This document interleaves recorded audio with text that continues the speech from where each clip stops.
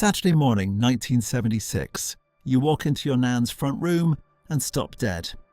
There she is, sat on the back of the toilet. A plastic doll, cut off at the waist, wearing a massive crocheted skirt in pale pink and cream. And underneath that skirt, a spare roll of Andrex, guarding it, like a sentry. Your nan had one. Your auntie had one. Half the street had one. Nobody made one. Nobody questioned one. They were simply there in bathrooms all over Britain, as if they'd always existed and always would. That is just one of 25 items in this video that were in virtually every British home, and make absolutely zero sense today. You might have forgotten some of them completely, but I promise you this. The second I mention them, they'll come straight back, clear as day, sharp as if it were yesterday. Right then, let's go. Number 1. The Breville Toasted Sandwich Maker. Breville launched it in 1974 and British kitchens surrendered almost immediately. 2 slices of buttered bread, cheese in the middle, lid down, 4 minutes. Simple. What nobody warned you about was the temperature of that filling. You'd bite in and spend the next 30 seconds making silent faces at the ceiling while the molten cheese destroyed the roof of your mouth. The non-stick coating lasted about 3 uses. After that, you were scraping the plates with a butter knife for the rest of its natural life. A 2005 survey found nearly half of British adults still had one in a cupboard, unused. Out once a year. Back in the cupboard, just like number 2, the fondue set, a wedding present. Always. A ceramic pot, a spirit burner underneath, a set of long forks with coloured tips so you knew which one was yours. The idea was you'd sit round dipping bread into melted cheese like you were in the Alps. The burner took 15 minutes to light properly. The cheese either stayed solid or turned to stringy rubber in minutes. And every single time, without exception, someone's bread fell off their fork and sank to the bottom. Nobody ever knew what you were supposed to do when that happened. The fondue set came out once, caused a small argument, and went back in the box. Every charity shop in Britain still has a stack of them. Speaking of things that came with big promises. Number 3. The beaded door curtain. Strings of wooden or plastic beads hanging from the kitchen door frame. The concept arrived from Spain and Italy, where they genuinely kept flies out in the summer heat. In a terraced house in Wolverhampton in October, they kept nothing out. Nothing at all. They just made an extraordinary rattling noise every single time anyone walked through. You could not sneak anywhere in a house with a beaded curtain. Kids loved them for exactly that reason. They'd walk through over and over just for the sound. Within a fortnight, half the strings had tangled into a permanent knot on one side that nobody ever sorted. They just hung there, lopsided, for years. Not unlike the hole in the wall next to them. Number 4. The serving hatch. A rectangular hole cut through the wall between the kitchen and the dining room with a little sliding panel. Practical. Clever. Modern. You could pass plates through without walking all the way round. Brilliant. Except you could only fit 1 plate through at a time, so everyone still had to wait and queue. All the steam and cooking smells came straight through the gap into the dining room. And whoever was stuck in the kitchen could hear every single word being said at the table, so they'd shout back through the hole. The kids used it to pass notes, toys, and according to family legend in at least one household, the cat. And for anyone who actually did the washing up after that dinner.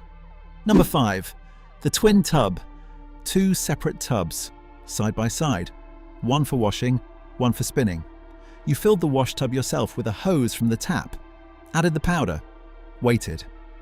Then lifted each soaking item out with a pair of wooden tongs and transferred it manually to the spinner every Monday, because Monday was wash day.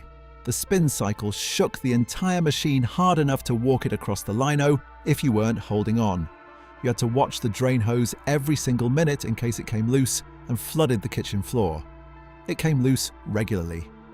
This was considered normal. Everyone had one until the automatic arrived and changed everything overnight. Number 6. The storage heater. A massive heavy box bolted to the wall. It charged overnight on cheap off-peak electricity and released heat slowly through the following day. In theory. By 8 in the morning, the room was tropical. Windows open in November. By 4 in the afternoon, when it was genuinely cold and dark outside, the storage heater had spent everything it had and gone completely quiet. You couldn't turn it up. You couldn't turn it down. You absolutely could not move it. Once it was on the wall, it was part of the wall. You just had to work around it, like a difficult relative who'd moved in permanently. And speaking of things that gave off more heat than light, number 7. The coal effect electric fire. Fake logs made from painted clay. A small electric motor spinning a piece of crinkled reflective foil behind an orange bulb. From the other side of the room, in dim light, you could almost believe it. Almost. Get 6 feet closer and you could see the foil going round. Hear the little motor humming away. Some models had a switch where you could have the fake glowing effect with absolutely no heat at all, which was essentially a picture of a fire, a photograph of warmth. Millions of British homes had one of these pointed at them through the 1970s, right next to something equally theatrical. Number 8. The hostess trolley. A heated trolley on wheels. The idea was elegant. You'd prepare everything earlier in the day, load it onto the trolley, and when your guests sat down, you'd wheel it through looking calm and completely in control. What actually happened was the vegetables went grey. The gravy developed a thick skin you could lift off in one piece. The roast potatoes, which had been perfect at 1:30, were soft and pale and sad by the time anyone saw them. And the trolley had a wobble that made the journey from kitchen to dining room feel like carrying something fragile across a building site. Every dinner party. Every time. And after all that effort to impress. Number 9. The dinner table ceremony. Not just the food, the whole production. Napkins folded into their rings. The bread basket with its cloth lining. Cork-backed placemats with a country cottage scene. The butter dish with the glass lid. Salt and pepper in a matching set that only came out for company. It took 40 minutes to lay and 40 minutes to eat, and the bread was cold within 4 minutes of going in the basket. The napkin rings came from a drawer that only opened when guests were expected. Everything packed away afterwards and put back exactly as it was until next time. A performance staged for an audience who'd have been just as happy with plates on laps, and to wash it all down. Number 10. The drinks cabinet. A proper piece of furniture in the corner of the living room, with a lock and a small key that every member of the family knew the location of. Open it up and there was a mirrored back, a few crystal glasses on a little shelf, and the same bottles that had been in there since approximately 1971. Advocat, Cinzano, Harvey's Bristol Cream. Something labelled cherry brandy that nobody could remember buying. Some had a small interior light that came on when you opened the door, which made the whole thing look like a tiny illuminated off-license had installed itself in your living room. Nobody ever bought replacement bottles. They were just permanently there. Number 11. The magazine rack. Wire or wicker, tucked beside the armchair. Started tidy every time. Within 2 weeks it was leaning sideways under the weight of the Radio Times, Woman's Own, a Reader's Digest. From 3 months ago, 2 Sunday supplements, a Littlewoods catalogue, and a local newspaper that someone had definitely been about to read. The magazines at the very bottom got slightly damp and stuck together. Nobody threw anything away because someone might want it, and so the rack leaned further and further until it was basically horizontal, a collapsing archive of things nobody ever went back to read. Much like the wallpaper, nobody ever went back to remove. Number 12. Wood chip wallpaper. Small chips of wood pressed into thick paper. On every wall. Of every rented and council property in Britain. It was cheap. It covered cracks, damp patches, and whatever horrors the previous tenants had left behind. It did its job admirably, right up until the moment you tried to take it off. Then it revealed its true character. It gripped the plaster with a ferocity that defeated steam, water, scrapers, and the patience of grown adults. You'd pull off pieces the size of a postage stamp, while the rest stared at you, completely unmoved. And underneath, another layer, and sometimes under that. Number 13. Artex ceilings. Look up. That swirled, textured coating on every ceiling of every house built or decorated between the mid-60s and mid-80s. Done with a comb or a brush, or what was probably just a sponge on the end of a stick. Cheap, fast, covered, terrible plasterwork perfectly. What nobody said at the time, what an entire generation of renovators discovered later in the worst possible way, was that Artex applied before 1984 sometimes contained white asbestos. If you weren't there for that discovery, nobody alive can properly explain what it felt like to look up at your own childhood ceiling and understand what that meant. You either know or you don't. Number 14. The lava lamp. A tall glass tube, coloured wax floating in liquid, heated from below. The wax warmed up, rose slowly in blobs, cooled at the top, sank again. It did nothing useful. Nothing at all, and you could sit and watch it for an hour without once feeling that you'd wasted your time. There was one rule, one single rule: do not shake it. Someone always shook it, and once you shook it, the wax broke into 100 tiny fragments that never properly came back together again. They just floated there, broken for the rest of the lamp's life, much like the piece in the room immediately after. Number 15. The three-piece suite with arm covers. Draylen fabric, brown or burnt orange or mustard yellow. It looked smart on delivery day. What nobody mentioned was the static. You'd stand up from the sofa and your hair would rise with you. Touch a door handle and receive a small but genuine electric shock. If you had a cat, the fur adhered to the cushions as if by industrial adhesive. And then the arm covers. Little rectangles of fabric draped over each armrest to prevent wear. They were always slightly too small and they slid off every single time anyone sat down. Picked up, put back, slid off again. 5 minutes later, same result. An endless domestic loop that ran for the entire decade. Number 16. The shag pile carpet. Deep, thick pile in burnt orange, olive green, or a specific shade of brownish red that doesn't exist anywhere in nature. Barefoot on a cold morning, it was genuinely one of the great small pleasures. That's where the good news ended. Anything dropped was gone. Coins, earrings, pen lids, Lego bricks, small pieces of food, all consumed instantly. The vacuum cleaner barely made contact. Even the powerful ones just pushed the pile sideways and hid whatever was underneath. When people finally pulled it up in the 1980s, they found things they'd given up looking for years before. A small archaeology of lost objects. Number 17. The avocado bathroom suite, sink, toilet, and bath, all matching. All in that very particular shade of green that most British people had genuinely never seen on an actual avocado. Paired with brown carpet on the floor and gold-coloured towels on the rail, it was considered the absolute height of sophisticated home design in the early 1970s. By 1993, estate agents were advising sellers to rip them out before viewings. Today, original avocado suites are selling for serious money in reclamation yards. Taste is a full circle. And while we're still in that bathroom, number 18, the bathroom carpet, wall to wall, right up to the base of the toilet. Thick pile, in dark green or brown or sometimes a sort of speckled beige. The logic was understandable. British homes were cold. Stepping out of the bath onto bare lino in January was genuinely miserable. Carpet felt like the civilized answer. Nobody addressed the patch around the base of the toilet that stayed permanently damp. You couldn't see what was developing underneath. After a while, you didn't need to see it. Shake and vac bought you approximately 10 minutes. Tiles were available, right there, and we still chose carpet. Number 19.